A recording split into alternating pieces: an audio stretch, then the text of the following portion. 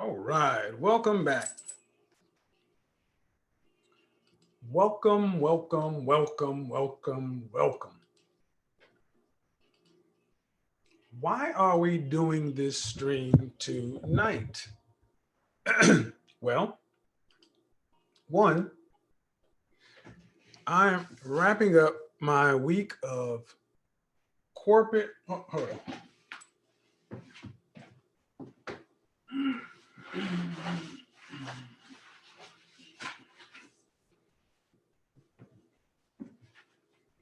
All right, so tonight we're wrapping up basically a week of corporate information.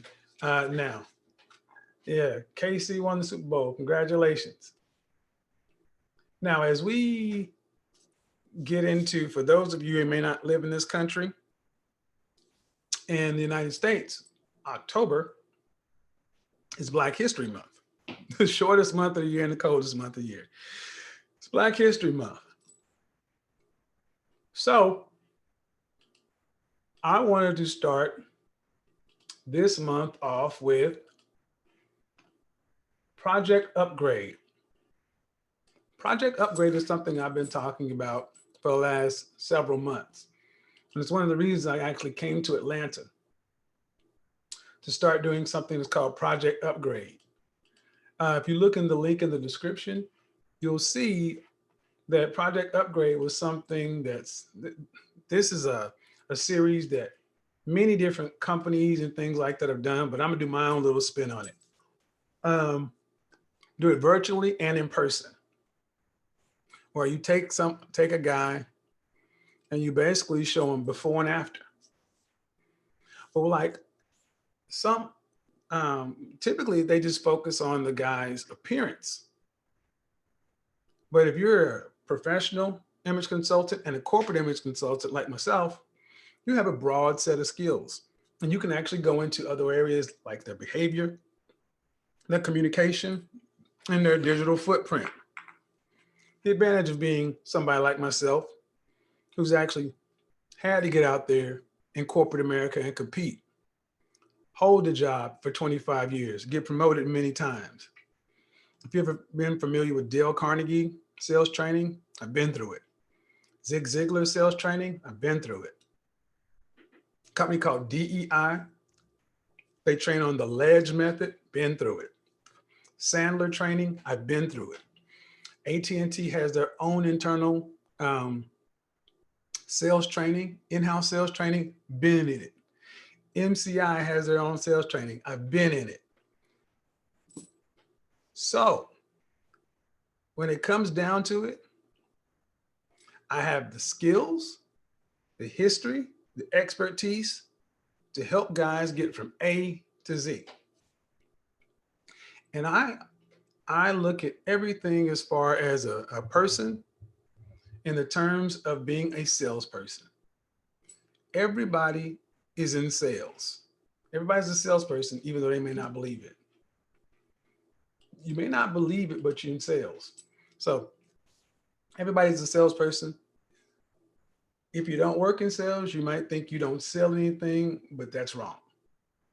The fact is, each and every one of us sells every day. The great thing about sales is it's a universal skill, and that's what I keep preaching. It's a universal skill. Whether I was at McDonald's, whether I was at mobile, whether I was a server, or whether I was in inside sales or outside sales, it is a transferable skill. And the beautiful thing about it is the methodology behind the sales may change, but the fundamental remains the same. Many sales professionals understand selling skills are transferable from one industry to the next.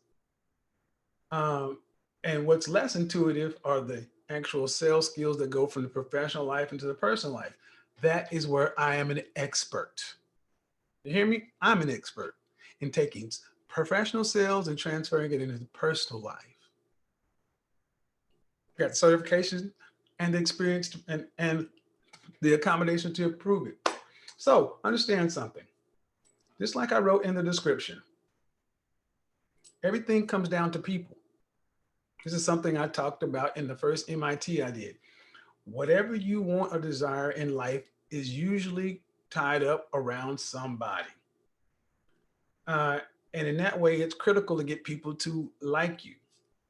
Now, here's the thing, with nearly 7 billion people on the planet at any one given time, and most of the people attached to these mobile devices, it's hard to get people's attention even for a little while, much less than a long period of time. This is why so many people have these transactional relationships.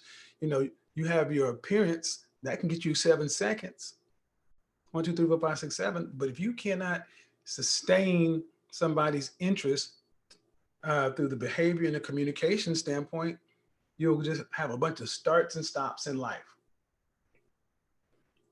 In order to get what you want out of this world, you must sell yourself to others.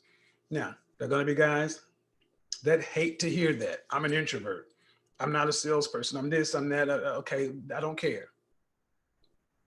The reality, you may not like it, but this is when it's time for you to put on your big boy pants and compete.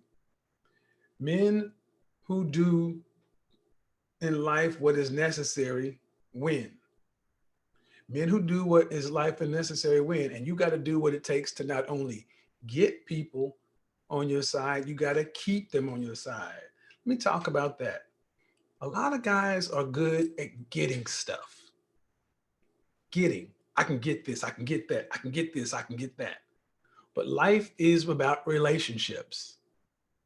I don't measure life success in your ability to attain, to acquire. I measure life success by your ability to hold on and to grow. See, in sales, there are some people who are out there who are called sharks. They're professional salespeople. And a shark, if you're familiar with them, never sleep. They're always constant motion. But sharks have to go from one deal to the next. Sharks burn out quickly. Sharks have to make as much money as possible because they die. The best salespeople learn how to grow relationships. That's why I talk about your ability to work with others and collaborate is so important. And that's what you've seen basically over this last week. Guys who may have a skill set, guys who may know certain things, but their ability to work with other people. Have we seen this through line? Inability to communicate effectively, inability to build rapport, inability to get people to just like you at a basic level. What do we see that it's ended up in? Unhappiness. So, as we get into this whole thing about project upgrade, increase your confidence and learn to sell yourself to the world. One thing I do know for sure is, is guys who know how to sell themselves are happier in life. They get better outcomes. Just like nothing increases your confidence, like liking your body, you can be broke as a joke, but if you like your body, you like what you see when you step into that shower, you have a whole different level of swag and confidence than the average person. How is your ability to sell yourself to other people? What would you rank it on a scale from 1 being horrible or 10 being I can sell an Eskimo ice? Where would you rank your sales skills? 1 is I couldn't give it away, or 10, I can sell Eskimo ice. What would it be? Put it in the chat room. 3.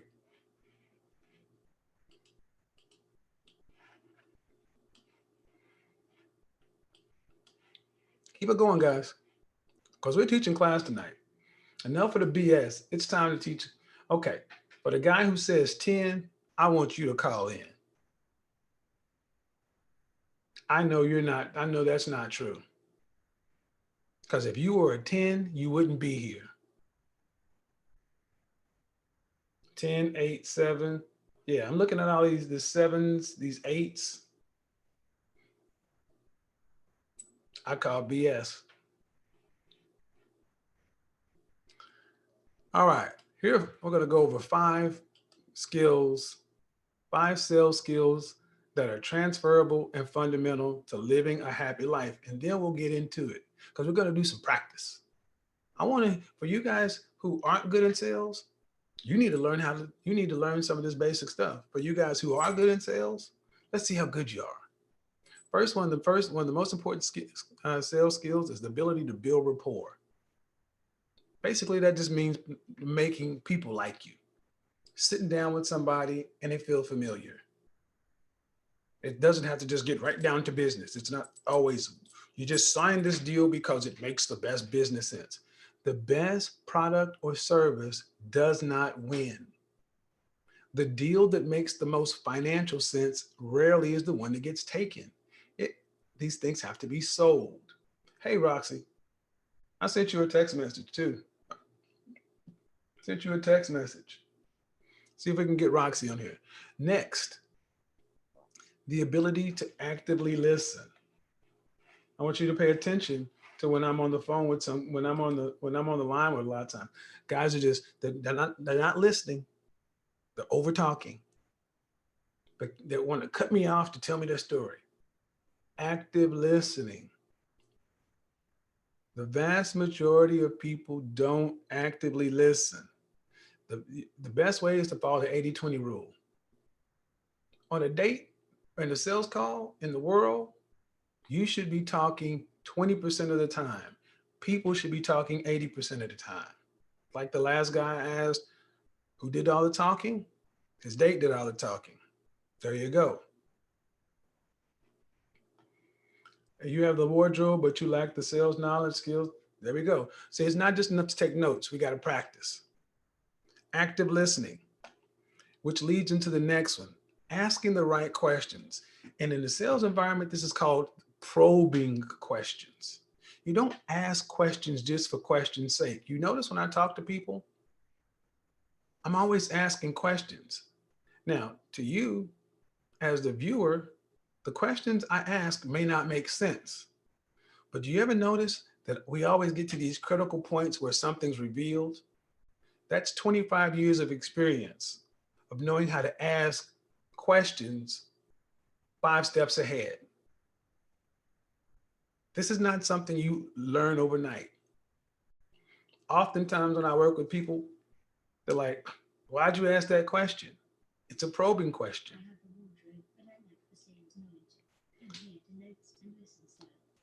Probing questions, this is where most people fall apart.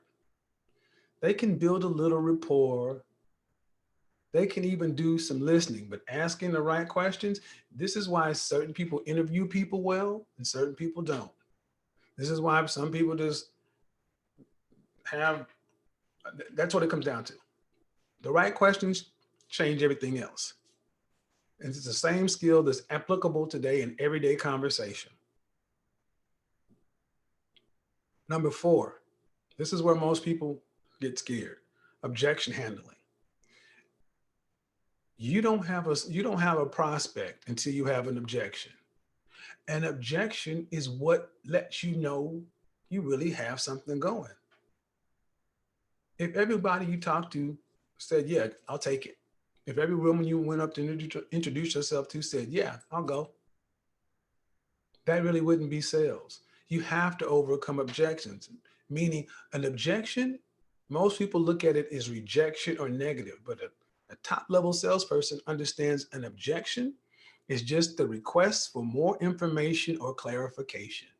And how you handle that objection will determine whether or not you get to proceed to the close.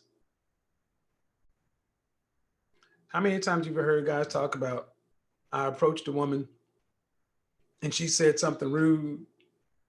Next thing you know, we're out on a date. Some of my best sales in corporate America, some of my best sales have come from my most harsh rejections. It is a transferable skill. And the thing is, you have to have the confidence to have all these things going on at the same time in your personal life or your professional life, in the sales process of you to get the outcome. Because at the end, it's about goal setting, presentations, and closing. You can do all that stuff.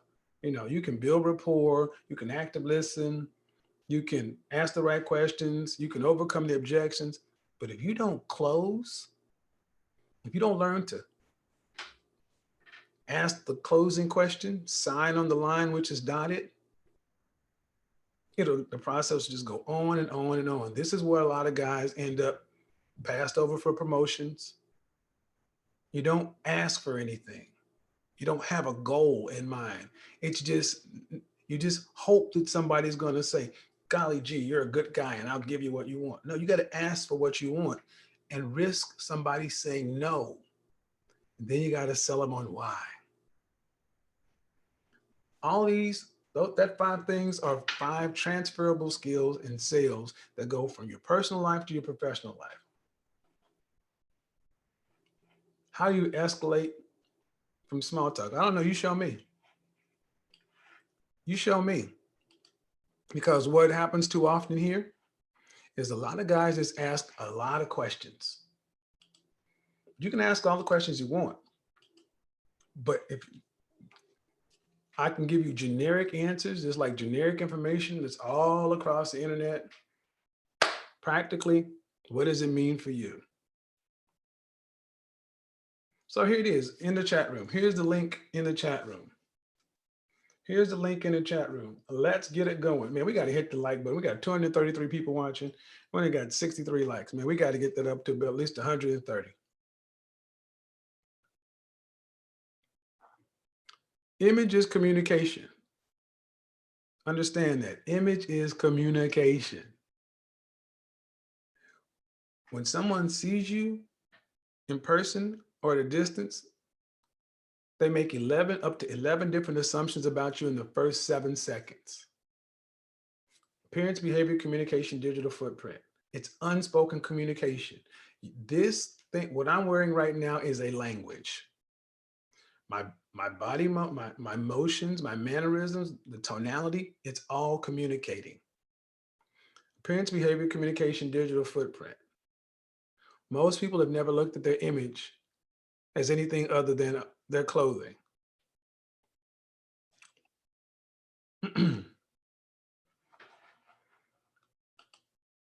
Currently in inside sales, going to night school to get an outside sales position. Okay. Why do you have to go to night school to get an outside sales position though? Tony, what's going on? Currently in inside sales, going to night school to get an outside sales position. Your videos on style/image have been a huge benefit. Tony, Hello? what's going on? Can you hear me? Yes. Hi. I was just wondering, I'm a college student, I'm 21, and how do I escalate from small talk? I can ask a lot of questions to probe. Can you hear me? Yes, I can.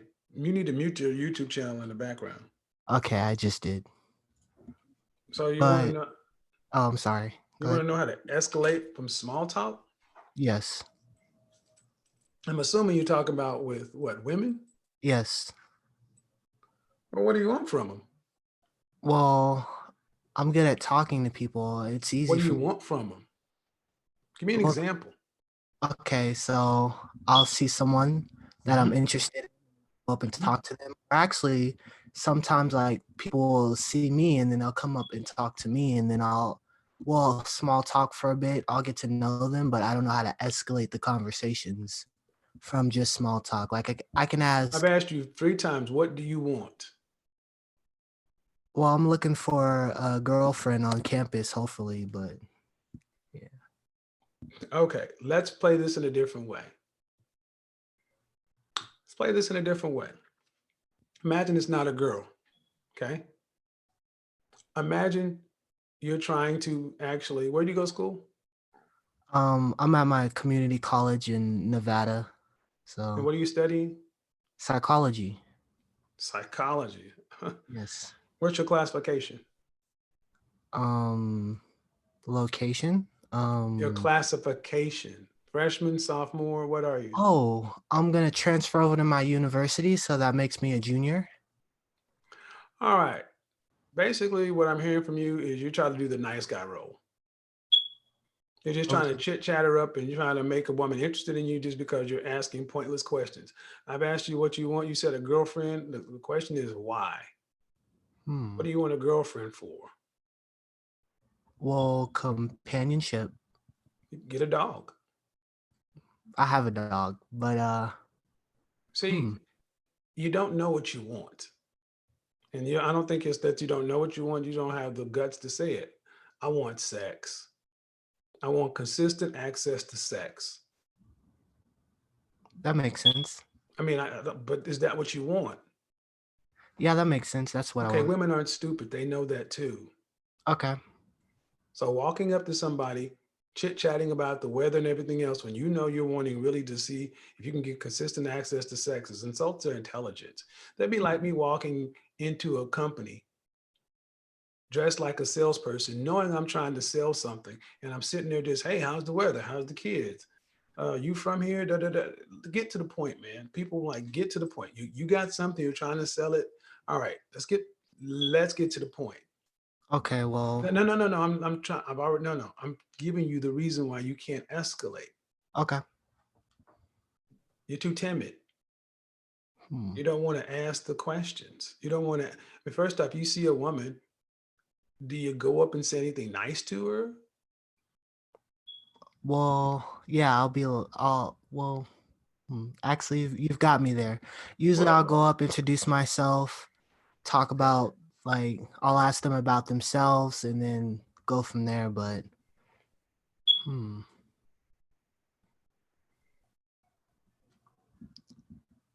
there you go. hmm. Unless that doesn't really help, unless you are a really, really popular guy, you're really, really attractive dude or whatever. But when I'm listening to you, I really don't hear any kind of confidence. It's just kind of like, hey, I'm here. Well, I do have confidence, but it comes No, from what no, I'm saying. no, no. Right Not in now, it's this on the environment, you spot. don't. Usually, it No, depends on no, like. no, this is Yeah, not. No heat, no judgment. Not in this environment, you don't. I understand, but it's There's more no about when but. I know There's what no I'm but. saying. There's no but. You just have to accept that and, Okay. and improve that. The world doesn't owe us understanding, dude. It's like it would be like me as a salesperson to say, I really go out and knock on a lot of doors. I make a lot of phone calls. I go on a lot of appointments, and I really, really, really, really, really, really, really, really try. But if I don't sell anything, I don't close, I don't bring contracts back, I don't make money. I don't get paid for the activity. I don't get paid for the shaking of the hands, and I get paid to close the deal.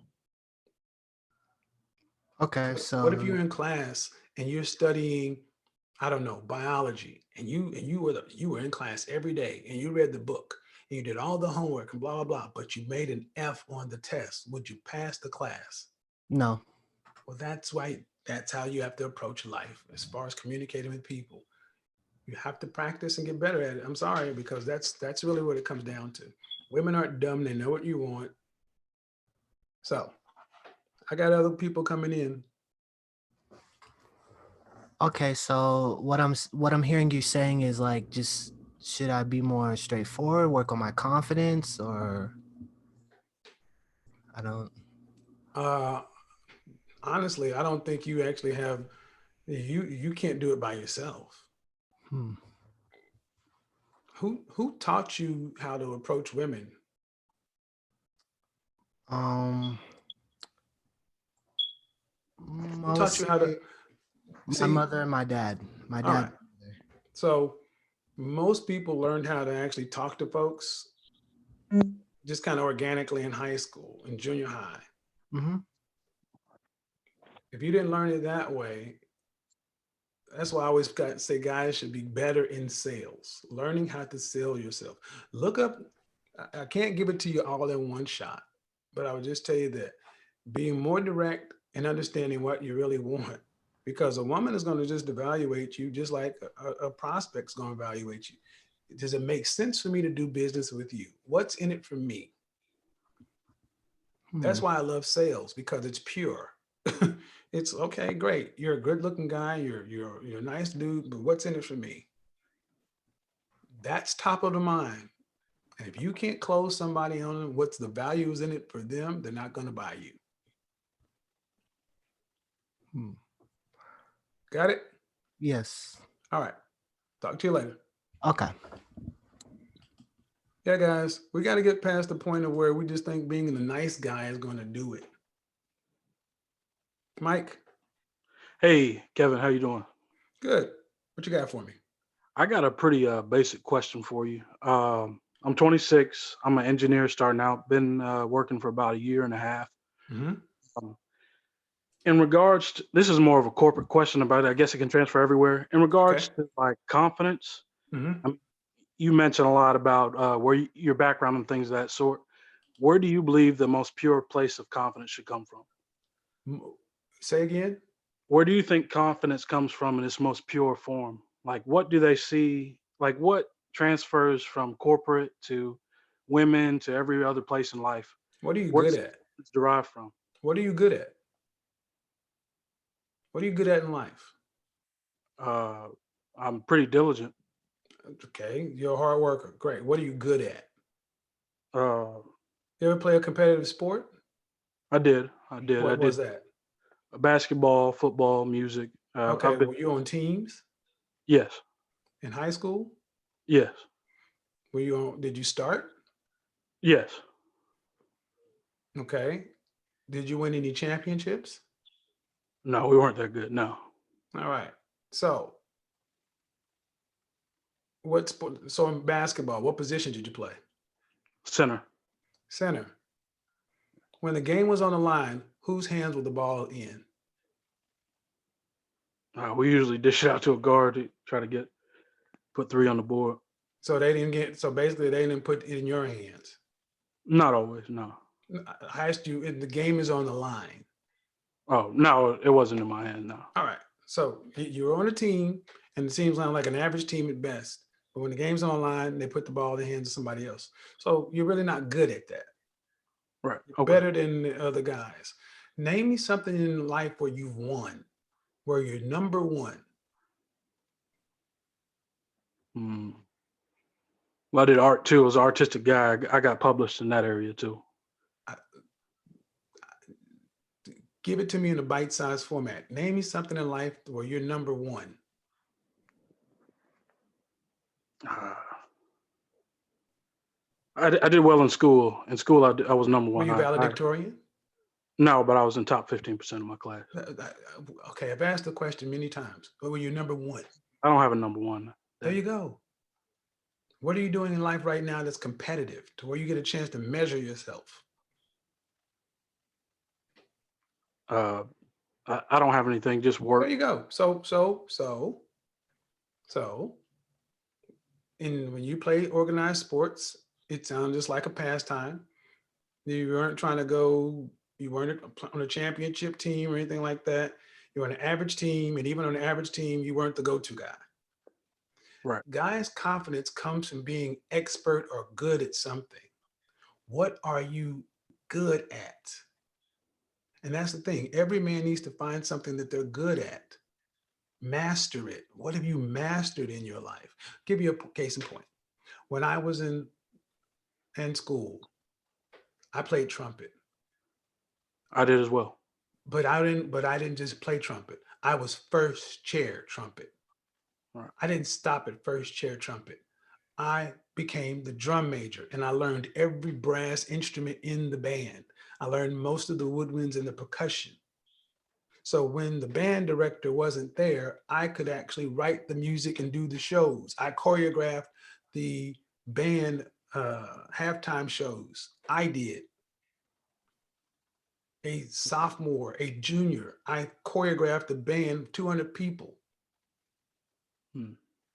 Okay. This was as 15, 16 years old.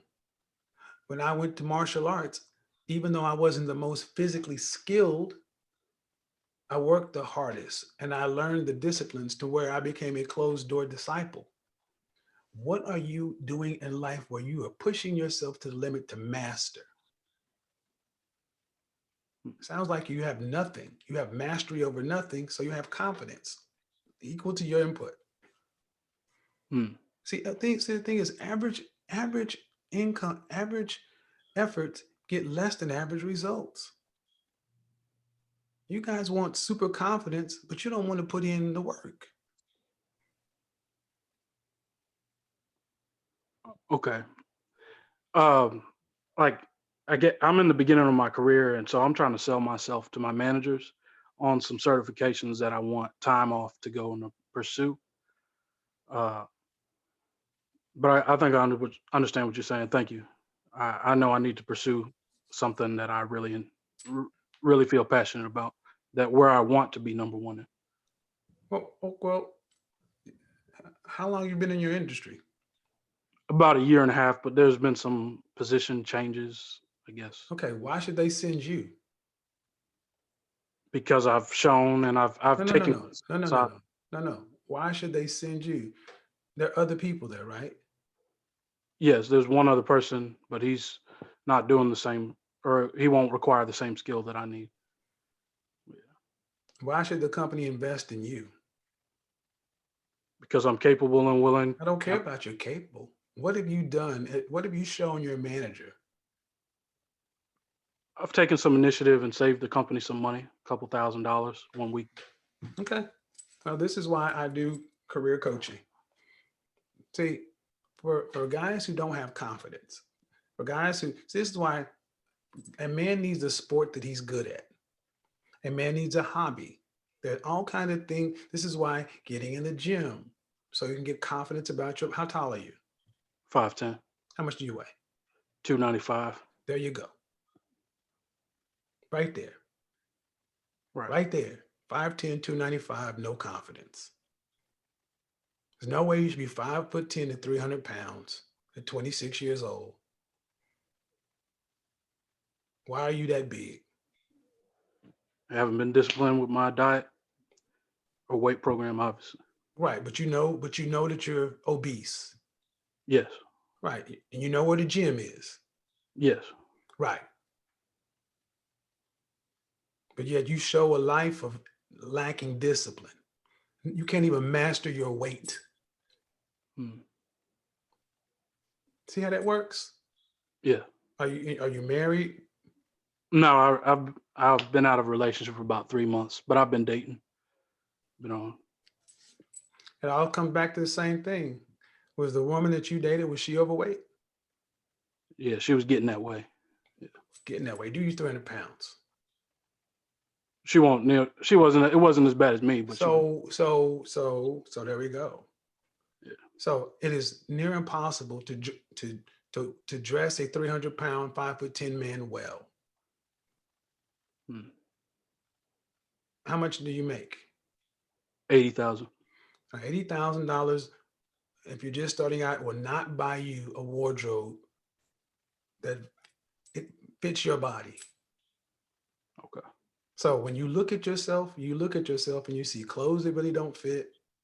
You look at a guy who you know has let himself go. You Hmm. haven't really mastered anything, and then you're talking about how do you get confidence. You already know some of the things you need to do. How long have you been watching YouTube in these spaces? It's been a couple years, 2 or 3 Right. years. And how come you haven't taken your butt to the gym? Right.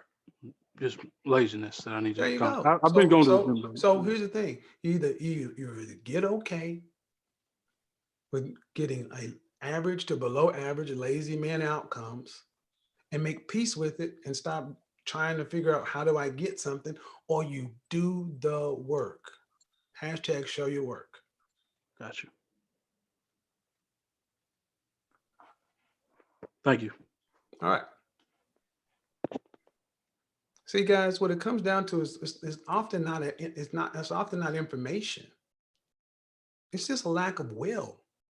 Far too many guys want maximum return with minimum effort. You want to make $200,000 a year, but you want to work 40 hours a week. You want a drop dead gorgeous woman, but you want to be 300 pounds. The world looks at you as a man and say, what do I get? This is why selling yourself. How would you sell that? Mr. Burton, Tony, you guys are up.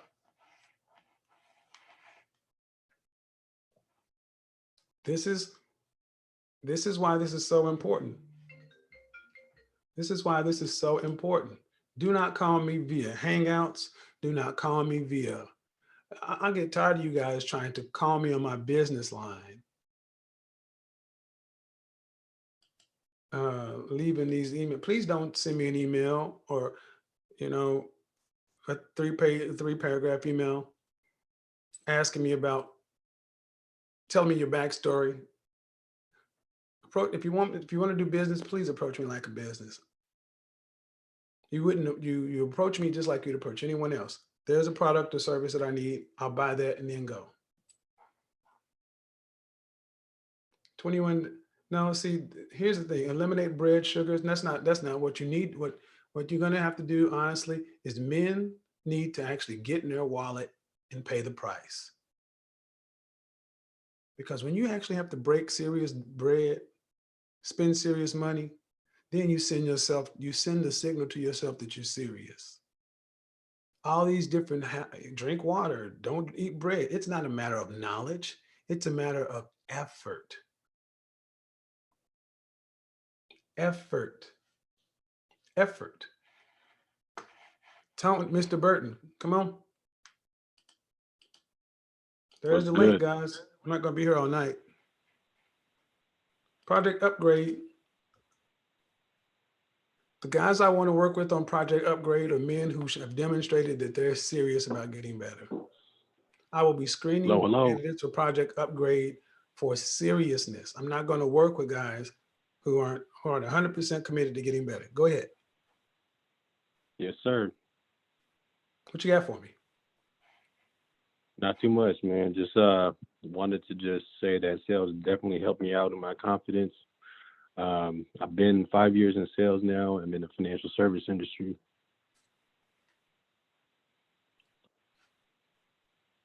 Okay.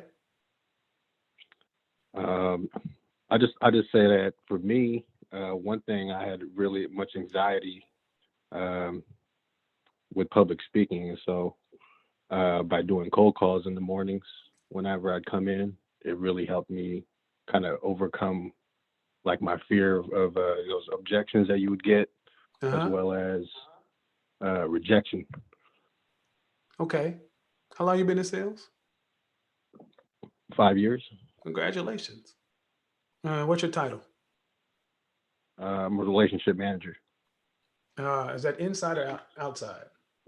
It's outbound sales. So it's outbound. So you're inside sales. You're calling. Yeah, I'm making cold calls to executives. Okay. How old are you? Yep. Go ahead. How old are you? I'm 28. At what point do you plan on getting into the outside sales environment? Well, from my understanding, what I do now is outside sales, because I actually go out No, it's and meet not. these No. clients. Outside sales is actually when you have to put on a suit. Yep, I do that every day. Tony, who's been in sales for the longest? That's you, sir. Okay. You're in inside sales. Whether you're making phone calls or getting phone calls, you're an inside salesperson. You don't make them. That's the lowest paid salespeople. Outbound salespeople actually have to look the part. They have to get in a car and drive to a prospect and have a meeting. Yes. Inside sales is a heavily politicked position and it's severely capped. So if you ever plan on really making any real money, unless you're going into something like being a broker on Wall Street, when are you planning on getting into outside sales? Well, I go to meetings. Basically, when I do make these calls and I set up an appointment, I bring in subject matter experts with me and I meet them face to face. And then that's when we close the deal. Okay. You bring them into your office? No, I actually go to place of business. So I'd go in with my subject matter experts. Do you have business cards? Yes. Yep. Okay. So you make the appointment and you bring in other people. Correct. Who closes the deal? Myself. Whose name is on the contract? Mine. Who's getting paid commission? Me. How much commission are you getting paid? Yeah, well, they're separated by different categories, but on an average between 10 to 20%. How much did you make last year? Just over 100,000, 103. Okay. So what's the next step? The next step is to get into VP. VP, Correct. vice president.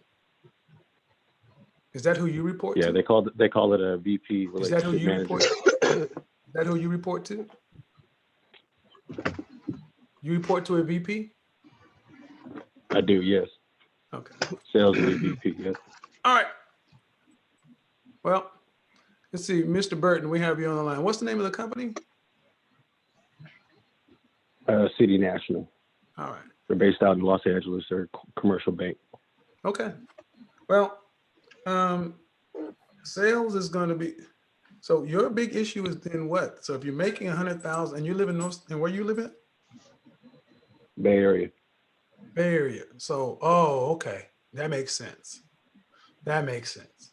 So you're making 103 in the Bay Area. Right. And I But- think it's becoming to the point now that Hold on. So that Yeah. would make you broke everywhere else. basically, I think the average here in San See, Francisco hold is on. I knew there's a disconnect here. I'm not crazy. You're overselling your position.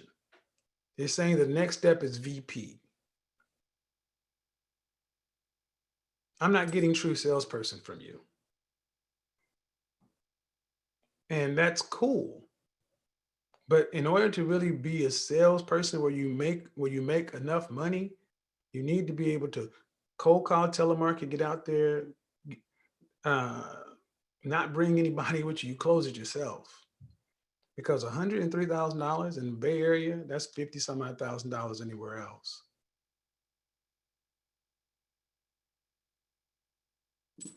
Let me unmute the next guy. Okay, what are you guys doing? Okay, who's up?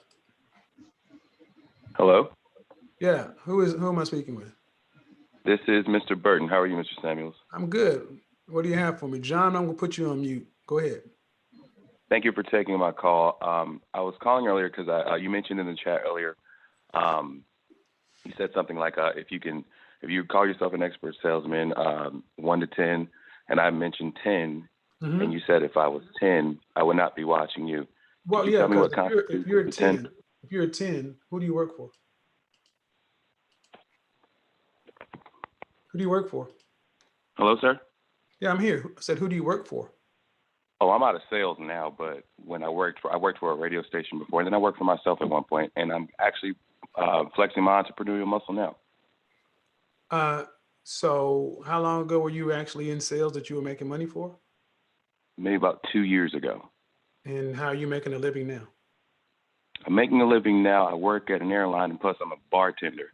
However, I'm building my business now as Okay. voiceover talent. Okay, so how much were you making when you were back in corporate America?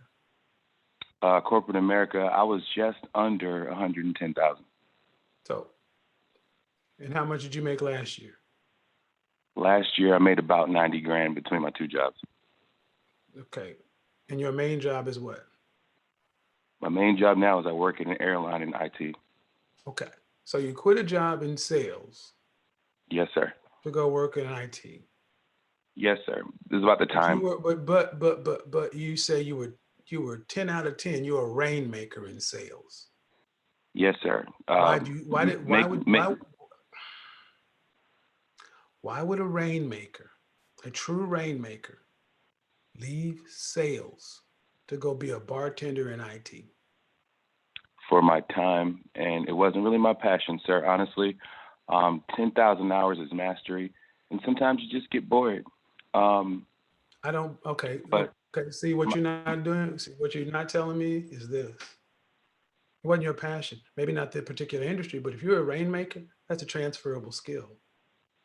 you're right, and that's why Hold on, I'm hold on, flexing hold my on, entrepreneurial muscle now. Stop. Are you a basketball fan? I really am. Okay. Remember when Jordan quit and went and played baseball? Yeah. That's basically what you're saying to us right now. I'm Jordan level Okay. talent, but I just got tired, so I went and played baseball. Jordan went back. Rainmakers, when they're real rainmakers, they find something. There's always a job for a rainmaker. You're right. You may have been So my good. You may have been good, average, good, above average. But when you were in corporate sales, were you the number one sales rep? Were you at CEO Yes, sir. Club, Chairman's Club? Were you the number one rep in the nation? In certain sections, I was. I worked for a couple companies, and developed my skills in sales. Okay. However, So you go from my being last job, yes, I was number one, okay, number one and then I nationwide or fell in to like office? around number 5. Number one nationwide or in this the office? It was like my district, but then I Okay. fell to like number 5, and I wasn't putting in the right time. Okay. I just lost passion for it. So what's the question? My question was to you, since you said it wasn't that no one listening to you is a 10. What constitutes as a 10, my friend? Well, it wasn't what you were doing. Okay. Because I would tell you this, tens, people don't let tens leave. Tens are grant. I had that problem now.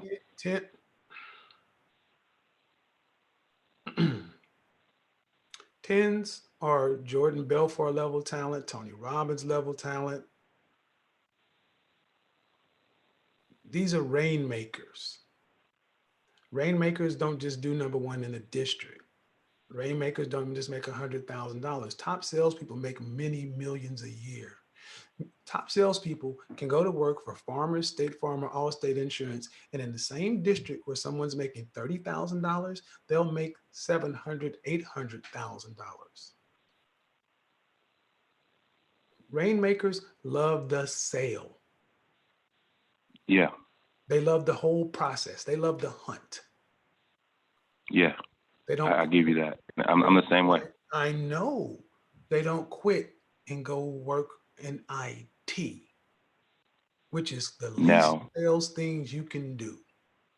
I agree. However, me personally, I have the mind for it. Okay. Number one. Number two, it was a Okay. passion of mine. Okay. This is not a pissing contest. I'm not trying to piss, sir. I So promise. you can be I right. promise I'm not trying to piss. You can be right. You're a 10. You're a 10 out of 10. There you go. I just wanted to ask you, because I enjoy your, I've never participated in a live broadcast of yours, and I enjoy your content. But from hearing part of your story, you were also Rainmaker level. And I just wanted to also say this while I have the line.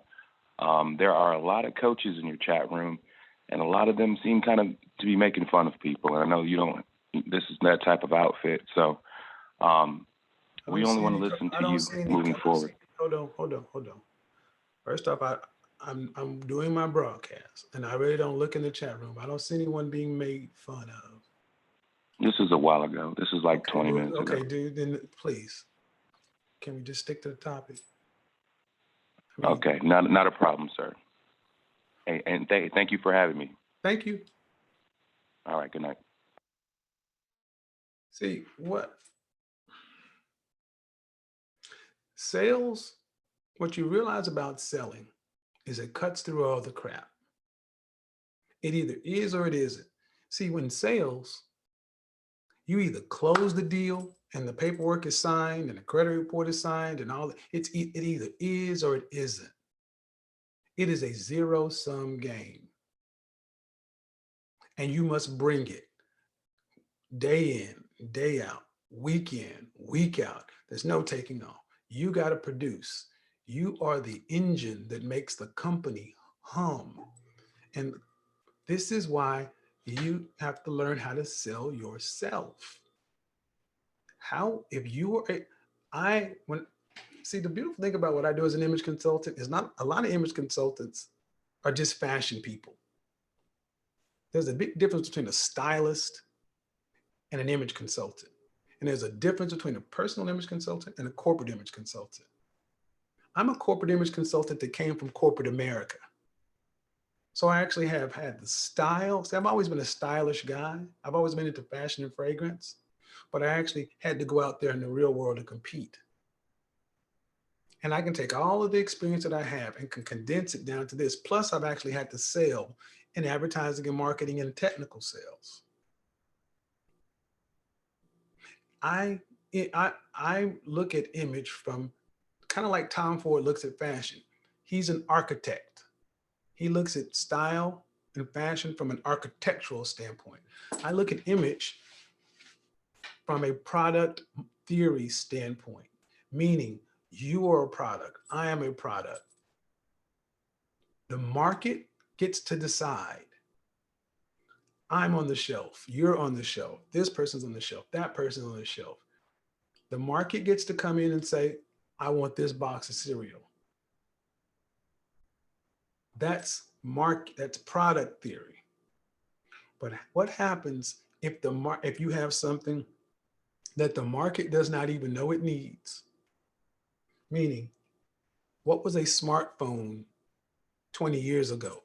You could have made an iPhone 20 years ago and it wouldn't work because you needed wireless, high-speed internet to be cheap, to be accessible. The best products or services, the things that make human beings' lives best, have to be sold. Follow me now. You're going to go into, if you want to be in somebody's life or they're going to be in your life, you're going to have to sell them on how you can make their life better and vice versa. Shout out to Morning Blue.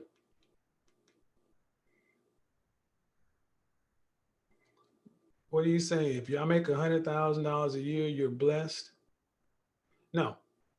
See, this is where I don't agree, Jay. We don't need to start shaming. We don't need to start success shaming people.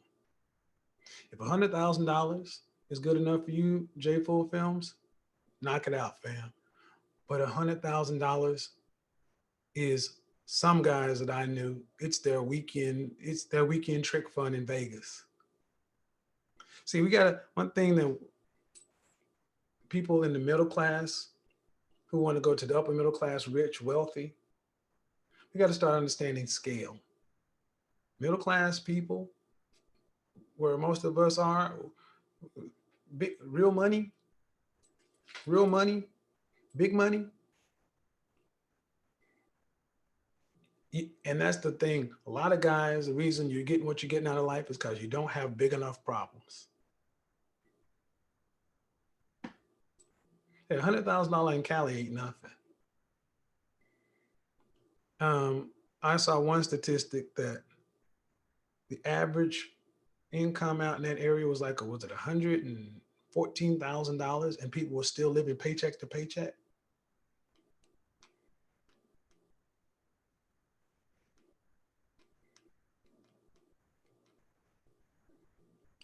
What do you mean crying about it? I feel you, Kev. We all want to make more, but if you make $100,000 a year, I don't think you should be crying about it. The internet doesn't really have any context. I don't know what you're talking about, but who's crying about 100,000?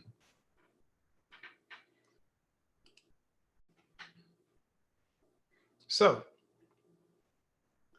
general wealth is what you need. Engineers pulling in 500,000 all day. Okay. All right.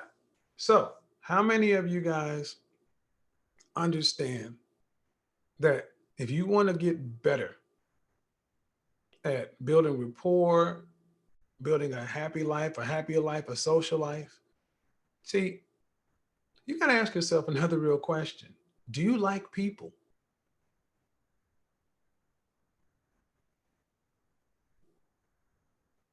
$100,000 a single person and the pay is good. Okay. I mean, yeah. A one bedroom apartment's $2K a month. Yeah. Do you even like people? I was going to say engineers putting in $500,000. No, brother. Not even close. Do you like people? See, the dirty secret is many folks today really have become almost borderline personalities. They don't really like people. See, like swag people, I don't like people, but I have to deal with them. Let me explain something to you. That kind of arrogance, people can feel folks who just look at them as something to be used. And the thing is, if you don't like people, you need some help, because that's not normal. It's not normal to look at people with disdain. It's not normal to look at people with disgust. It's not normal to look at people and like, oh, I got to deal with this idiot. I mean, that takes the level of arrogance. And the funny thing is, the very people who don't tend to like people are the very ones that want the most from people.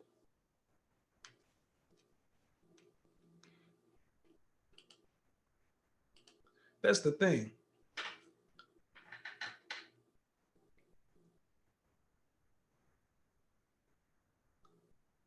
He said the reason I don't like people is because they have to be used. You better get used to being used. See, this is why I'm being used. You go work for a company, they're using you. They're paying you almost as little as they can to get you to do a job. They're using you for your knowledge, your creativity, your youth, your exuberance. They're using you, and you're using them. The problem is you made a bad deal. The people who complain, like this dude, he's complaining because he made a bad deal. This is why I don't beef. That's why I love coming from where I come from. I make good deals. When you work with people, you make a deal where it's mutually beneficial, to where they're better off knowing you than not knowing you. You leave situations better than you found them. See, especially in the Black community, we use the words like opportunistic. You should be opportunistic. You should be looking for opportunities. Sales, collaborations, networking, all these things. Being used means you are useful.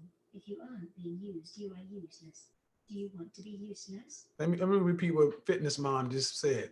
Being used means you are useful.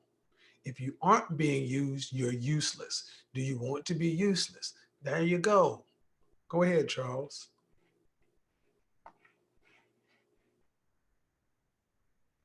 See, you want to make a deal. And the real part is most of you are in situations where you did not sell yourself. You did not negotiate for the best position. You made a deal where they're on top and you're not getting enough. And you know that you're there by choice. You should have said something. You should have did something. I've never been in a position where I was feeling used, where I looked back and said, you know what, I should have asked for something. That's why I go for it. I open my mouth and ask for what I want, and I don't let folks shame me about it or anything else like that, because you have to go for what you want in this world. Because what you don't want is regret. Charles, what's going on? How's it going, man? I'm good. What question you got for me? Yeah, my question, man. First time calling in. Also, I want to say, hey, how do you approach a woman if you're unattractive? I'm unattractive. I know I am on the overall, and you feel like, well, I feel like ashamed. I'm out in public. You feel ashamed? Yeah, I'll give you an example. Or how about this? Let's do this. How tall are you? 6'6". Huh? 6'6". 6'6". How much do you weigh? 230. How old are you? I'm 45. How much did you make last year? About 45,000. And how old are you? 45. Okay. What city you living in? Columbus, Ohio. Okay. So right there, problem area. Underemployed. But you're 6'6" and you two what? 230. 230? Yes, sir. Okay. So all right. And you say you're ugly. Yeah, ugly, Okay, but I'm well, not. I'm not here's the thing. Listen, doesn't matter as much for a man, but you got to pick a struggle. But let's just take it for what you say. You can't be ugly and broke. okay, I agree. How many hours a week you working? I'd say, well, my regular 40, my day job is 40. I do about an extra 20 hours with Uber and Lyft. Okay, cool. And did you work that same amount last year? Uh, no, not really. No. My income jumped up with my day job, but I did Uber and Lyft. Okay. What I'm trying to understand is how much are you making at your regular job? About 45 a year. And how much are you making with Uber and Lyft? I'd say my goal about extra $300 a week. So $300 a week. So it's an additional $15,000 a year. Yeah, about more or less. Yes, sir. Okay. So that puts you around 60. Yeah. All right. You ever been married? No, sir. Okay. Any children? No, sir. When's the last time you had a girlfriend? Never. You a virgin? No, sir. When's the last time you had sex? About a year ago. Was it a professional? Yes, sir. Well, When was the last time you professional, had but sex? When was the last time you had sex as an advent of just talking to a woman? about 10 years But you ago. never had a girlfriend, right? No, sir. So you haven't had benefit of having sex inside a relationship. So Never. last year you had sex with a professional. How do you normally have sex? I say professional. I'm gonna say professional, but at the same time, there's a hierarchy of professionals. You know what I mean? I know, but I don't need to use the words. I don't need to use the words. Basically, it was transactional. It wasn't your woman. Exactly. Okay. Transactional. So you don't have a lot of sex. When was the last time you had sex before last year? I'd say a few days ago. Okay. You're not making any sense. I said prior to last year. No. I mean, we say sex. You mean full blown sex or a blowjob? God damn it! I said yes. Yes, man. I'm sex.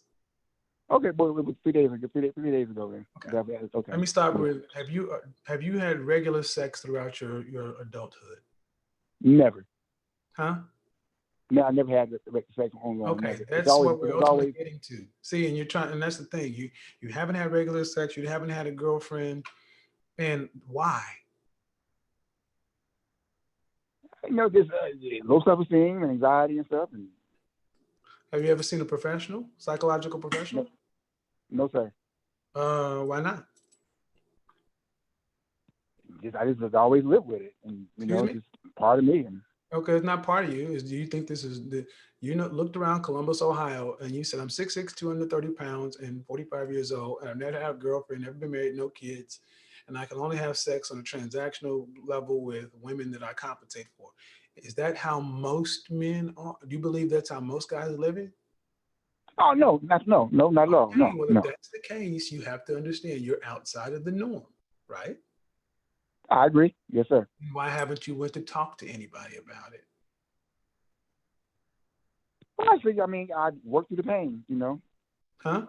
I think it worked itself out at some point. No, more likely than not. This is what happens. We get a lot of porn because I work with guys like you. It's undoubted that you probably watch quite a bit of porn and there's a lot of masturbation. Yes, sir. Yes. So basically, it's kind of like you can't eat meat, so you get soy patties. Your hand has become your love. And this is not no heat, no judgment, but you got to ask yourself, at what point do you sit back and say, this is not normal? It's not normal for a guy to get to 45 years old at my height, when most women say they want a guy that's tall. Dude is 6'6", 230, unless you look like the elephant man and have teeth coming out of your ear. You should have been able to at least luck into a situation if you were willing to at least try. What happened the last time you approached a beautiful woman out and asked her out on a date? Okay, I'm be honest, Kevin. I'm glad you asked me that Yeah, because please, sir, my because I part. got a show to run. I don't have time to Oh, keep. my part. My part. Oh, okay, I approached her, and we talked for like a small talk. We Mhm. exchanged numbers. Um, and then I had called her like or texted her maybe like 7 hours later, say, hey, and as I expected, she didn't answer. So I said to myself, I approached you. I was nervous. You give me your number. You give me your number, and then I call you or text you. You don't call back. It's like, why do you do that? Hold on, hold on, hold on. You don't get to do that. Confident men don't do that. She doesn't text you back. You let it go. See, Wait, no, I agree with that. I'm saying, what was the Keisha's point Max, I'm of going to you mute giving it you. to me?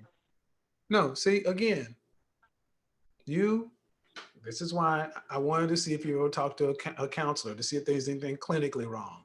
But what it sounds to me like is you're one of the guys that I often deal with. You've just kind of, did you go to college? I did, but I didn't finish though. Okay, I so went. you basically after high school and college, you just started working, and Yes, sir. because you weren't successful in your high school years or your early college years, you just went to work, kept your head down, and then all of a sudden the internet hit, and in the last 20 years you've had access to online porn. You didn't have to go buy porn tapes or magazines and jack off like the rest of us, and like the old school. So you've had unlimited access to high-speed porn, and this is what you've been doing for the last 20 years, which has killed your drive. It's killed your drive for ambition. This is why you're not making any money.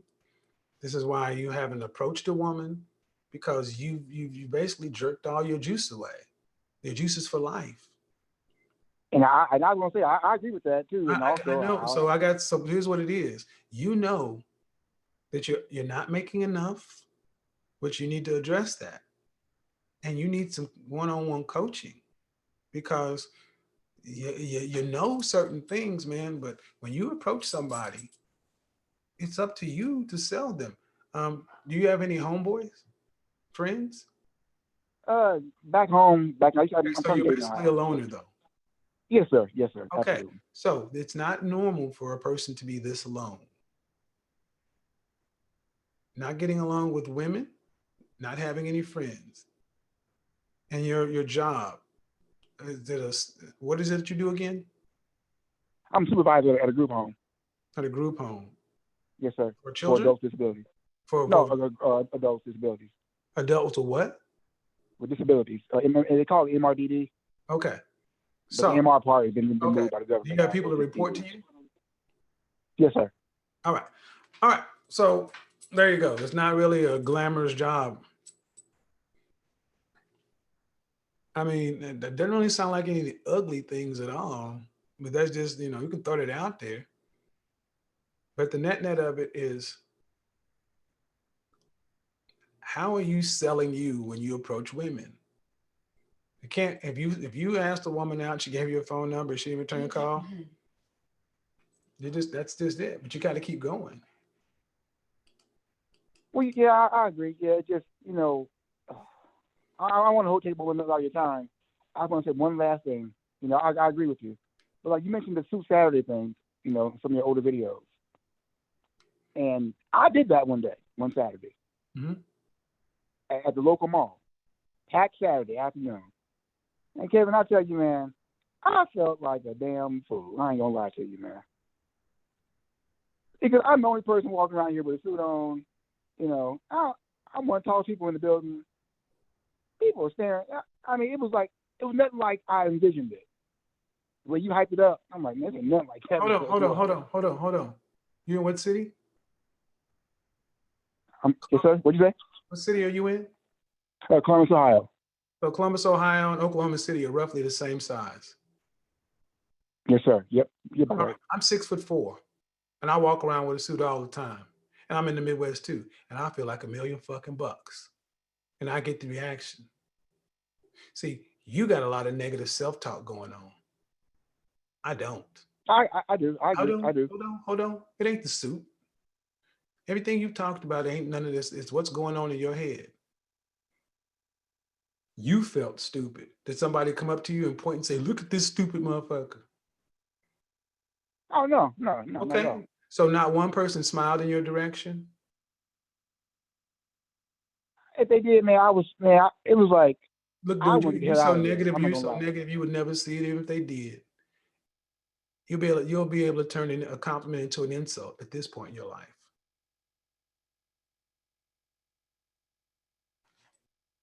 Why Good does point. Suit Saturday You work? know, Why does Suit Saturday work for every other guy other than you? I don't know. I can't answer, man. Can't answer. Because you can find, there's some people who are so sensitive, they can find an insult in a compliment. There's some people who are so in their own heads. Dude, you are self-fulfilling prophecy. This is why you need coaching and possibly therapy. There's a trauma there there's some traumas there that I can't really diagnose, but that's something. You're still going to need coaching. And the thing is, you're going to I have to hear pay you. for that. You're going to have to pay for that because ain't nobody going to give it to you free, especially a 45-year-old man. Right. Yeah, you're right. Okay, I'm right. What you going to do about Yeah. it? I mean, I'm at I'm at the festival and see what weigh the You're going to do options. what? You know, You're going to have to do what? I mean, sleep on it and weigh the options and see how much the stuff costs and within the So budget. And, I want you guys to pay attention to what he just said. You're right. You got the track record of being right. You got the receipts of being right. But yet this guy has to go sit down and sleep on it and weigh the cost benefit analysis. What he's really saying is, I'm not going to do it because I know I'm not ready to do the work. It's not that I don't think that the coaching or the therapy or anything else, I don't think I would actually do what they told me to do. Because if you honestly were looking for a solution and were ready to put in the work, you'd want to get started yesterday. See, this is why I say, guys, it's not often about information. It's about willpower. You've just heard a guy quit. I'll be honest, Charles, what you and your best thinking has got you where you are right now, right? yes, sir. The nerve of you to think that you can actually make a good decision. I mean, think about what I just said. You've not made really good decisions, and now you want to toss around whether or not you should actually get some help from somebody. Okay, Oh no. let's I'm, play I'm, it I'm out. Let's play it out. Let's play this out. I'm not, and here's the thing. I'm not saying do one thing with me. I'm saying period. But let's play this out. Charles decides, you know what? Everything Kevin said sounds good, but I'm going to just not do that. Then what? It's February.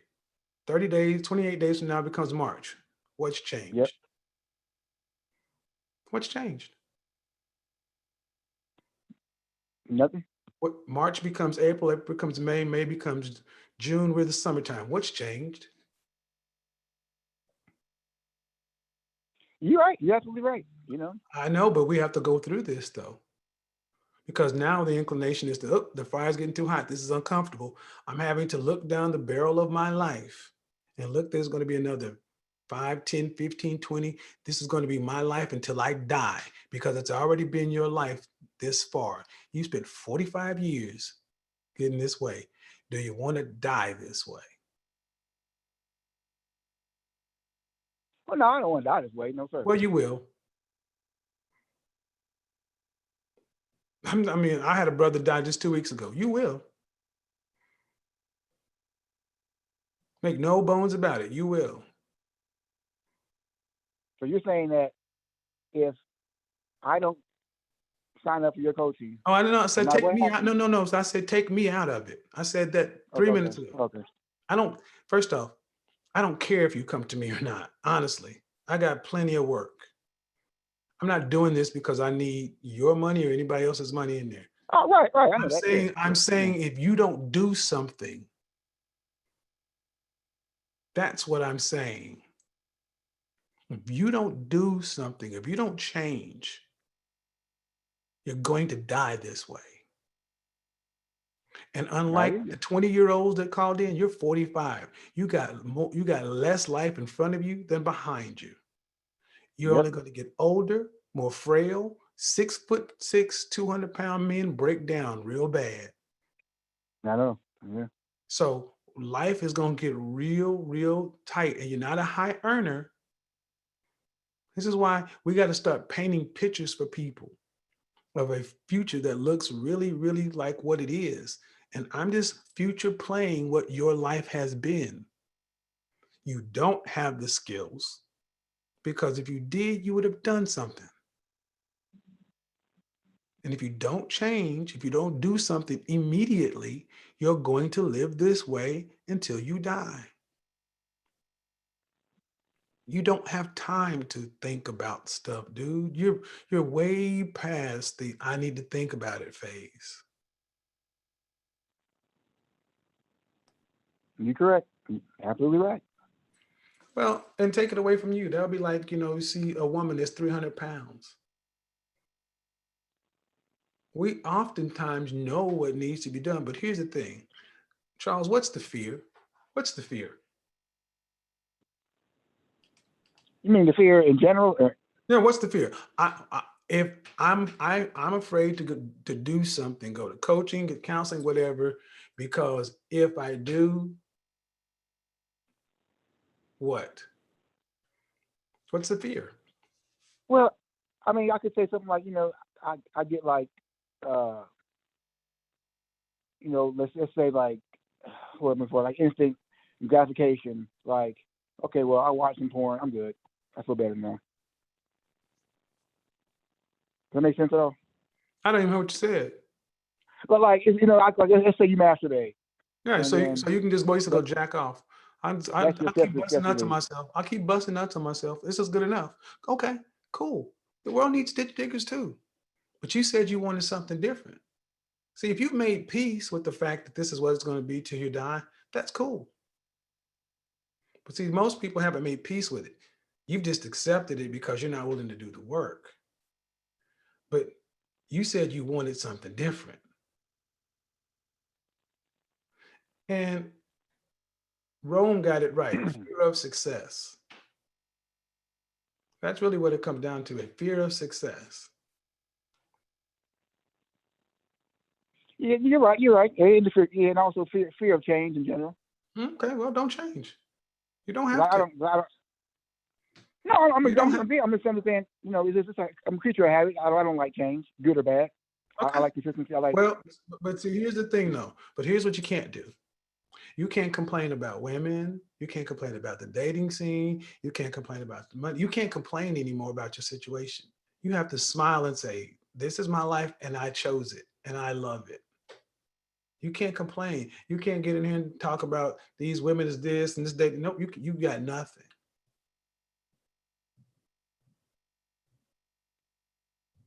I do. I have to agree with that. I agree with most of it, not all of it though. But I agree with most of that though. What do you mean? What do you mean by most of? What part don't you agree with? Because I don't complain about women like that. But all I'm saying is that if you're a woman, my opinion, and you show interest in somebody, it's like, why are you talking to me? I mean, you could have told me anything. I left you alone. You gave me your phone number. So what do you expect? So if a woman gives you her number, you expect her to do what? Answer the call or a text or something. You gave it to me. Why did you ask her for her time? And you wasted my time. Hold on. When you asked her for her number, what was it for? Hey, I want your phone number. Hold on. Okay. I want your phone number so I want your phone number because. Well, I could go back to what you said earlier in the stream, I guess. You want your phone number from the animal. You want your phone number because what? What do you want to do? Well, I was going to tell you based on what you said Hurry earlier. up, man. I got other Like people. I got other like you people. said, it's consistent sex, like you said. Right. So basically, you think the fact that she gave you her number, did you say, hey ma'am, give me your number so I can have consistent sex with you? No, that's not what. No, I what'd you mean, say? not You know, no, not, what did not you that say? simple. But Stop. So what'd you say? Give me your phone number so what? We can go out. well, as far as what I said in that interaction, I said, you get to know each other better. That's all. See what happens. So get to know each other better. And what did she say? Which translates to consistent Get to sex know at each some other point. better. And what did she say? And she said, okay, not a Okay. problem. You're 6'6", 230 pounds, and awkward. Maybe she was intimidated. Women often give their numbers to guys because they don't want to tell them no in their face because they don't want to hurt their feelings. Yeah, I agree with Hold that. on, man. Hold on. And that's every right. That's all in the game. You don't get to go to women who you want something from, who you're not willing to even put the work in. You want consistent sex from somebody. You're 45 and you're underemployed. Look at your product. Look at the product you are. And your goal is you want consistent sex. Why do you deserve sex from this woman? She doesn't owe you anything. Yeah, she got to owe me anything. But Hold on. She doesn't owe one you anything. She doesn't owe you anything, and you had nothing to bring to her. Listen to your attitude. But you saying, well, why even give me your number if you're not going to call? Well, that's not a question for you to ask. Why don't you make it to where she can't wait to talk to you? This is the woman's problem. A lot of you guys, I swear to God, a lot of you incel, volcel kind of guys are just entitled and delusional. Thinking that women should respond to them the way you want to. Hold on, Seventh Project. And when I understand that. even when you didn't step to her and tell her the truth, you didn't walk up to this woman and say, you know what, hey, I think you're attractive. I'd love to exchange a number and I would have, let's have sex in the near future. You couched it as let's get to know each other. When it was really, I really want to have sex with you. You got rejected. You got but as rejected. a woman, You got rejected. Get over it. But that's fine. I'm not speaking in general. It's like, what was the point of the interaction? I mean, she could have said, give me a wrong number. You gave me your real number. It's like, why'd you do that? It's Too old to be acting like this, man. Really, you're too old to be acting like this. You're almost 50. Come back and look at this part of the stream. You're too old to be acting like this. I hear you, man. I hear you. That's why I called in. Yeah, but you're not going to do anything about it. Well, no, it's still. Seventh Project. See, I'm not going to really work with guys who just want to complain. You want to complain? Knock yourself out. Good evening, Kevin. I just want to say thank you for all the work that you've been doing. I tuned into the last few videos of your series, about Black men putting a ceiling on themselves in terms of expressing themselves through their hairstyle and facial hair. Literally yesterday, I just cut my locks, and I've been receiving a lot of positive feedback. Confidence on Maya. You need to mute your YouTube channel in the background. Go ahead, Seventh Project. What I do for a living, I'm a consultant for pretty much energy efficiency companies. I meet with small to medium-sized business owners, and I pretty much show them how they can maximize, not only their energy efficiency, but how they can satisfy their bottom line through upgrading their buildings equipment with smart technology. Okay. It's pretty lucrative so far. I'm fairly young. I turned 26 this year. Okay. And so what's the question? The question for you, because I noticed that you have the consulting, the image consulting business going on. And I was thinking about building my wardrobe, and I started with your top 5 shoes that any man should have. Question. I'm sorry, brother. You got to get to the question. What would you recommend for someone who is within this age to do to boost their image? Aside from just the first thing you need is an image consult. Okay. Watching videos and things like that are fine. But if I ask you one question, what is your style personality? I'm trying to figure that out right now. There you go. And there are 9 of them. Right. That means every time you go buy a pair of shoes, a tie, a shirt, you're just taking a shot in the dark that Right. this actually fits your style personality. This is Right. why people don't wear 70 to 80% of their clothing. Getting your image right in your early 20s is one of the best things you can do to set yourself up for success, because you're just starting into your career. You're just now getting into manhood. You're just now getting in. You need to be taken seriously at work. You need to be taken romantically seriously by women. And the best way young men can do that is to have a bulletproof image. That's appearance, Okay. topped off with the way you behave, communicate, and the way you look online.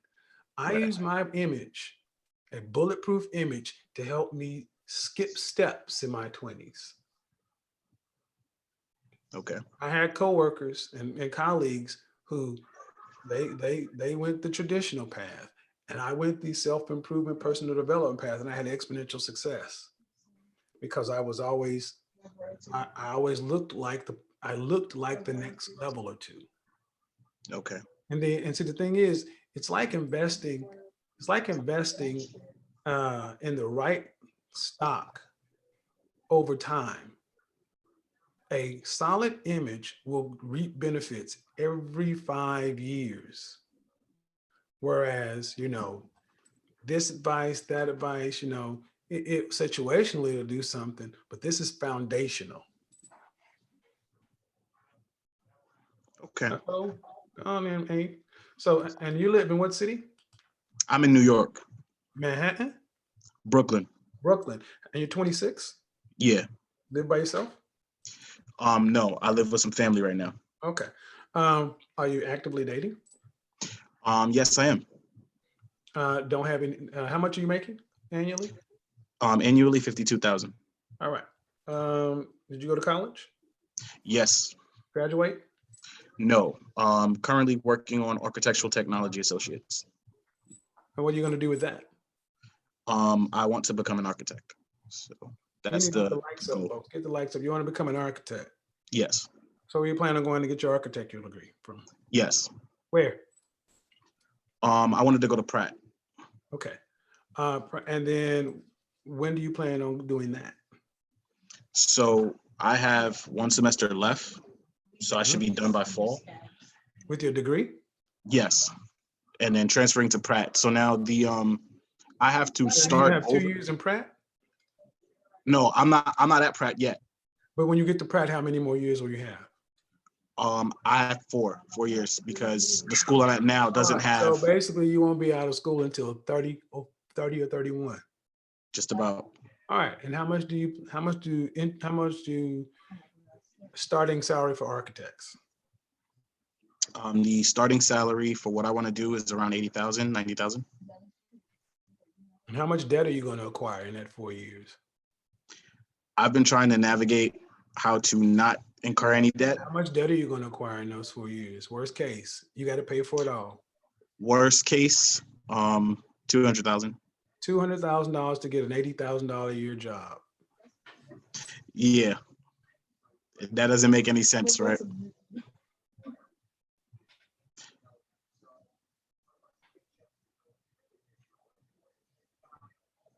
What do your parents have to say about it? Well, my parents are not really What active. does your father have to say about it? My father doesn't really have much to say about it. Were you raised by your father and your mother, or mother? Mother, How many children does your mother have? 10, How many? 10, 10 children. How many different fathers? 5. 5? Yeah, And you are where in the birth order? I'm the 7th. You're the 7th. And you're living at home with mom? No, You're living with? some extended family. All right. Where's your mother? She's in Queens. And how many children are with her? 4. All right. How old is your mother? My mother, she is 52. Any idea why your mother has 10 children? Not in the slightest. When was the last time you spoke to your father? Today, actually, earlier today. Okay. And how many children does he have? Just two, me and my sister. And you and your sister with your mother? Yeah. What does your father do? Well, he's retired now, but he used to be a chef. How old is he? He's 62. Yeah. Young man, Yes, sir. you need to get on somebody's couch and somebody's coach. 10 children. No children. No, mother with 10 kids. This family situation is troubling at best. But you being 26 years old, wanting to go to college to get an architectural degree, to go $200,000 in debt, to maybe get a job making 80. Why do you want to be an architect? Most people want to do this stuff because it just sounds cool. Do you know any architects? Yes. And I've spoken to him. He's my mentor. Okay, good. Mentor, good. I mean, I'm not saying Yeah. don't do it. I'm just saying if you're going to go into that kind of debt, you should be doing internships. And this is why your associations with men are going to be the thing to make sure you don't end up down the path like your mother is on. Exactly. And it's not going to come for free. Because deciding to go to college and that much debt, there needs to be a solid plan. You notice how I just kind of ask those questions? It's because I've been there. I understand. Someone needs to be coaching you and helping you navigate this path. Because once you sign that debt, it's yours. That's true. How long you been watching my channel? I've been watching your channel for a few months now, 6 months. How long have you been a patron? I'm currently not a patron, but I'm about to join today. Wow. My apologies. Wow. See what I mean? We got to do better. If you've been watching, right. benefit, but why did it take me asking you to become a patron to become a patron? Well, no, it didn't take you asking me to become a patron for me to become a patron. Then why hasn't it happened yet? Honest, I just haven't done it. I'm being honest with you, Kevin. I just haven't done it. But I need you to understand something. But you consume the content. That is absolutely true. And you said it's been beneficial to your life, but you've actually done nothing to pay it forward. See, you got to ask yourself, how's the universe going to look at that? Right. There you go. You should become a patron. If you've been following me for 6 months, it's easy to say you should have been. If you just said a week, 2 weeks, a month, a couple of months, 6 months, man, you're a fan. You should be a patron. Right. Yeah, absolutely right. Oh, I know. I shouldn't have had to ask. You shouldn't have. And again, I apologize for that. Well, understand, learn the lesson. And you said you talked to your father yesterday? Today? Yeah. Yeah. Main thing is, no matter what you choose, wear 2 rubbers. Do not get any woman pregnant. Understood. The options as long as there are no children. Got it? Got it. Bye. Thank you. Great. All right, man. Pretty good. Jay, you're up. Yeah, see, the thing is, 26 trying to get your shit together, but here's the thing. At 40, we got to stop. We got to really start getting ourselves serious. See, at age 31, Black men need to have their shit together. We don't get to wait to 40.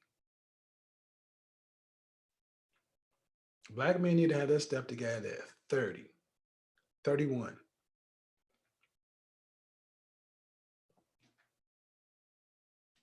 Why?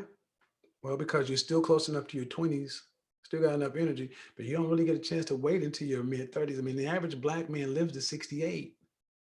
You need to do it before middle age. Everyday Valet, shout out.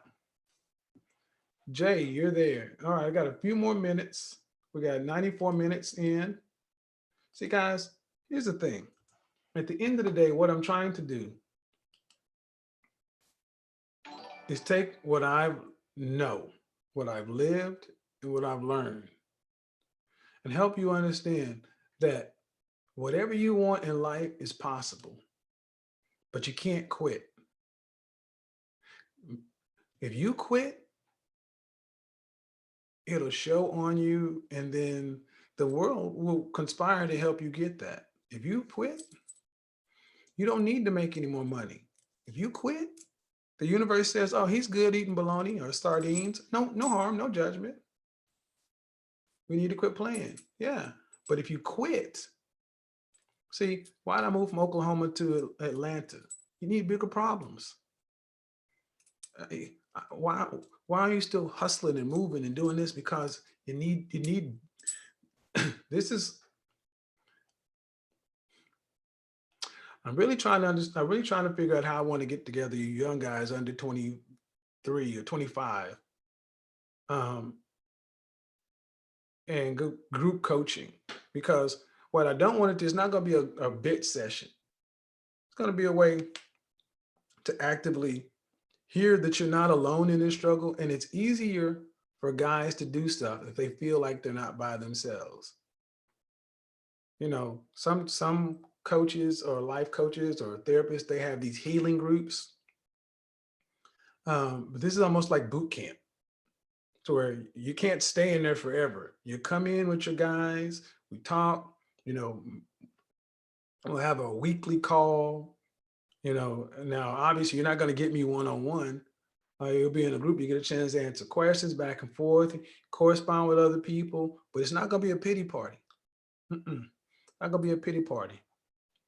Because here's the thing. It's one thing for me to sit here and coach it and talk it. It's another thing for you to be accountable for other people. See, I'm a member of Kappa Alpha Psi fraternity, yo baby, yo. And one of the principles of any fraternity is you have a pledge line. And the pledge line, oftentimes you'll find out that people actually make it into the fraternity and go through that grueling process because they didn't want to disappoint the guys they were on line with. There's a lot of pride in crossing in an intact line. And oftentimes you'll have guys who are like brothers with guys they pledged with, because common struggle builds bonds. Common struggles build bonds. How do you network as a self-learned coder? You need a plan. Hey, Sakan, you're in Atlanta right now, right? See, here's the thing. Networking doesn't just happen. There has to be a plan. And anybody that's going to help you put together that plan, that's going to charge you for it. No one's going to give you a networking plan just for nothing. Norm says, I still speak to my LBs. That's right. Common struggle builds bond. That's why guys who go to you ever wonder why guys who go to the military have respect for the military? Because they can always talk about, we went to Fort this or that, such. Guys who serve tours of duty, or guys who are in war zones. Well, as men who weren't raised by fathers, that's the closest thing a lot of guys get to having that structure, consistency, and discipline. And as guys who are out here who are just loners, you don't have any fraternities or groups to belong to. You have to create these things in your own life.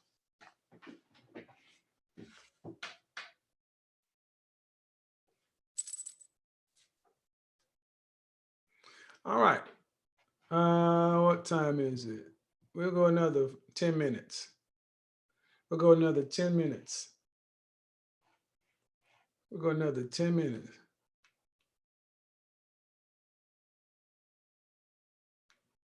How do you find a profession you love after bump around in a bunch of different jobs? Well, understand something. I didn't get to do what I loved until I was in my 40s. You do what you have to do until you can do what you want to do.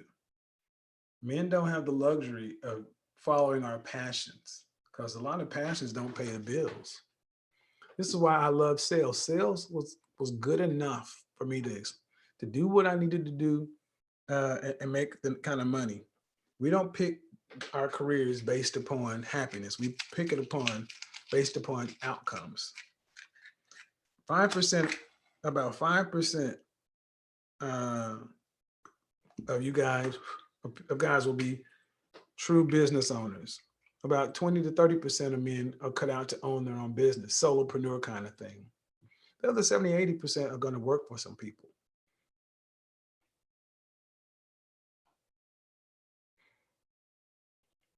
Kevin, I'm 24. I'm currently on my way to Atlanta from Mississippi for this interview as a data analyst. Okay, cool.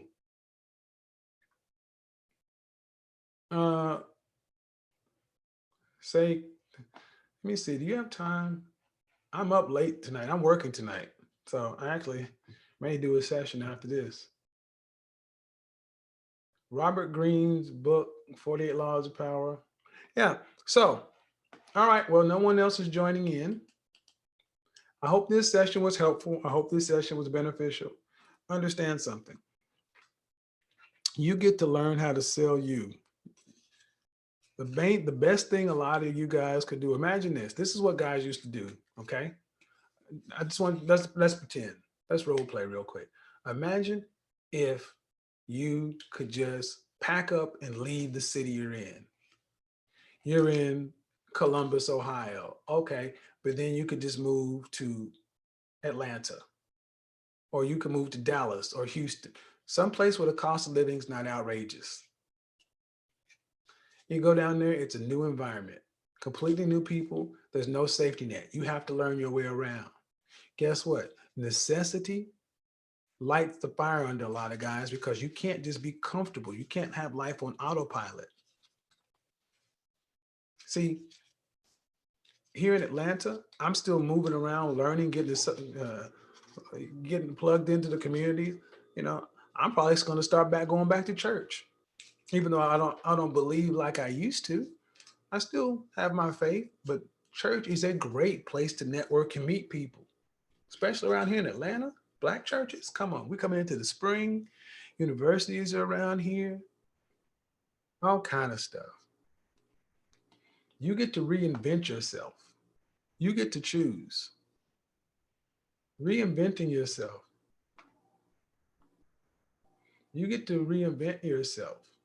And the thing is, this is why oftentimes you need to go somewhere and make a fresh start. New city, I mean, take a lateral move with your job. If that new city, new start. And when you reinvent yourself, start with your image. Get you a one suit that fits nice, get you some basic stuff for your daily uniforms, and don't just sit there. Get up, get out, and move around.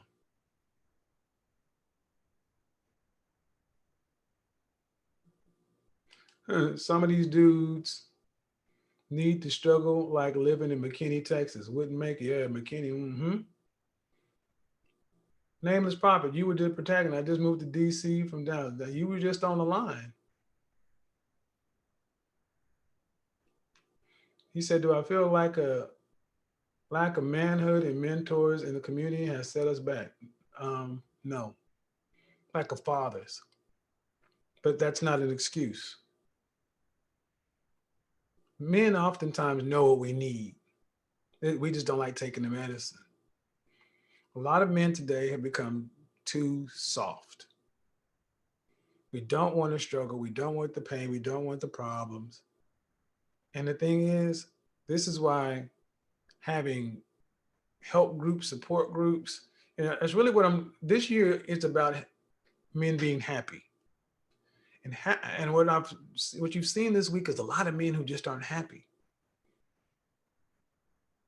And men who aren't happy, they're not necessarily in depression, but they walk around in a funk. Well, look at all the guys we're talking about. You think we're getting maximum productivity from a lot of the guys I spoke to this week? Do these guys sound like they're fired up and ready to get out and innovate, create, build? I mean, if we were are these the kind of this? And no offense to any of the guys, but listen to the energy. Are these guys you would want to go into battle with? Are these guys you would want to line up and play a game with?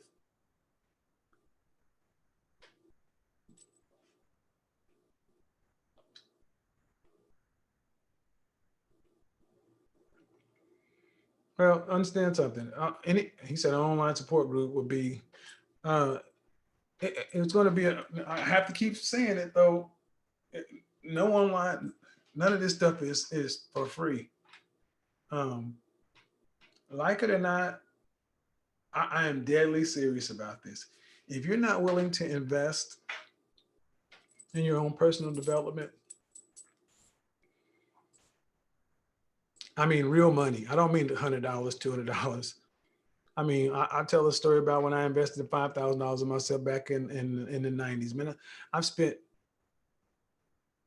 hundreds of thousands of dollars on in personal development, self-improvement. You know, with the sales training I have put in me, you know, it's been estimated as over $4 million worth of training. Yeah. What are you going to do with it?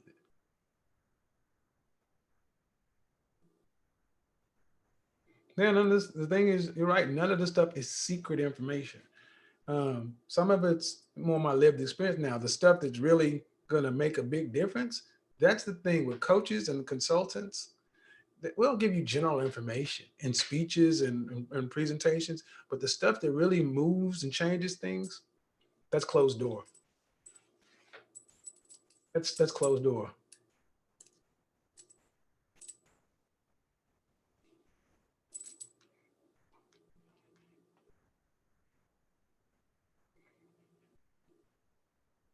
All right, guys, I am out of here. Swaggy P, you've had your quota of questions filled for the week. I mean for the month. You had your questions answered for the month. All right, let me check out these super chats and things. Make sure that we got all that stuff responded to. See, yesterday, I mean, if I was talking crap, that would be different. All right, guys, appreciate it. All you KC fans out there, enjoy. All you San Francisco fans, what you gonna do?